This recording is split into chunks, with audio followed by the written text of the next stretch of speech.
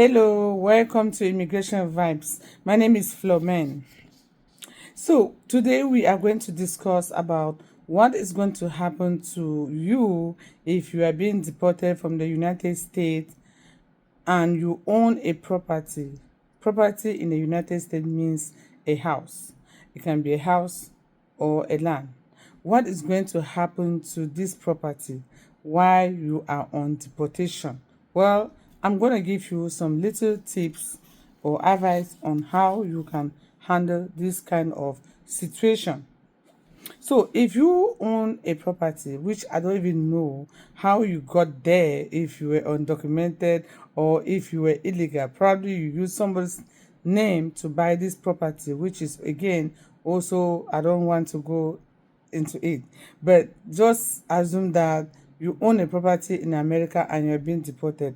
What is the right thing to do, or how can you handle this situation? And you know that you cannot visit this property while you're on deportation. So that is the bad news. You own a property in the United States or a piece of land and you are being deported and you have no access to visit this property. Who is going to manage it for you? How are you going to get a hold of your property? What about your bank account? So these are things that people have to start having discussions within their family about it. I know these are topics that people don't really think about them, or they're insensitive, or they're not like juicy to talk about them, but you have to just face the heat and discuss on how you can handle it if you are faced with this situation. So the first thing to do is, if you own a house or a land in the United States and you are on deportation, the first thing to do is to hire a broker to sell the property or land. If you own a property, hire a broker to put the property in the market for sale, or if it's a land, put it in the market for sale. The second person you're going to hire is a lawyer. You're going to hire the lawyer to prepare all the necessary documents and settle the transaction, because in America, one person cannot do it all, especially when it comes to real estate transactions. So the broker are like the agents that will arrange your house, get the books, get the details about the house, the how many rooms are there, all the details, when it was bought, whether it was it has some mortgage on it or whatever. Arrange everything and put in the market for sale. Advertise it on your behalf. Now, the lawyer's job is to make sure that the lawyer handles the transaction of the property like closing. So once you have hired the broker and you have hired a lawyer, now you provide a power of attorney to the lawyer. You are going to provide a document called power of attorney. What is power of attorney? Immigration vibes. Power of attorney means you are giving your authorization for the lawyer to sell the house on your behalf.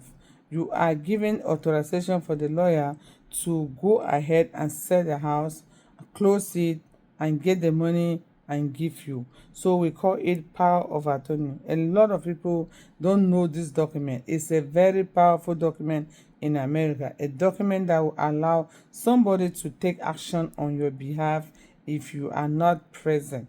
We call it power of attorney. Okay.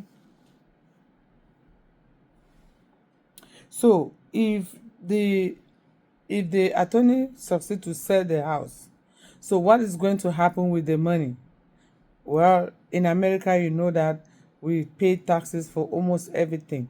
So this power of attorney that you have signed and given to the lawyer, which is the attorney, is going to enable the attorney to remove the tax process, remove the tax men from the process.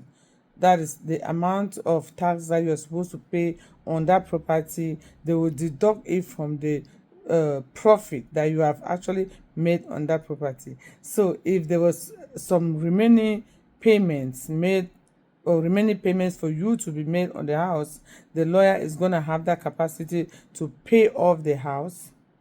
After they must have sold it, pay the balance of the mortgage, the lawyer will have the capacity to also pay the taxes, the government taxes for selling the house, and the government is going to have that capacity to send your own profit. So we are very nice here. So even though you are deported, you see, the law still allow you to get the profit of what you sow. Okay, so that is the good thing that I'm so proud of America, and that if we're some countries, probably you will have no access to the profit of your sweat. But in this situation, you are still you still have the right to your profit on that house. You still at least have the right to transact business, which is looking for a lawyer to sell your house or a broker to put your house in the market. And of course, the overall, you still have a right to enjoy the profit that you ought to have in case you were to sell the house by yourself, and you will not be cheated even though you are not present, because the laws allow the transaction to go smoothly. And that's why you are involving a lawyer, because the lawyer will do everything as a trusted person.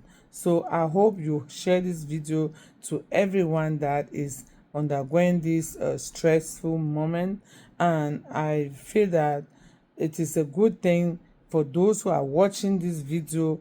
You shouldn't even wait to be deported before you start selling your house. Okay, so if you know that you are an illegal immigrant, if you know that you have a deportation order, if you know that you are an overstay, means you got a visa to come here but you didn't leave on time, and you happen to use some gymnastic, some mystic way to still be able to buy a house or a land, then this video is for you. Make sure you voluntarily put your house in the market during this period and sell it. Okay, sell your house now, so that you shouldn't be going through hiring a broker, hiring a lawyer when you are in another country. It's going to be very expensive. I forgot one thing. And so the lawyer's money is also going to be deducted from the proceeds when they sell the house. Okay, so you're hiring a lawyer and the broker. So when they sell the house, they're going to take out the tax money, they're going to take out the lawyer's money, they're going to take out the broker's money, and any other mortgage that was left on the house, or any we call it strings attached, like any other thing that was attached to the house, like a debt that you didn't pay. For example, those who go into debt to get something like solar panels to put on their houses, and they didn't finish paying. So after selling this house, they will have to settle the solar panel company, because every debtor that is attached to this house must be settled before you can get the remaining money, the remaining profit. So that's how we do it here. Okay, so I hope you share this video. It's a very important video, and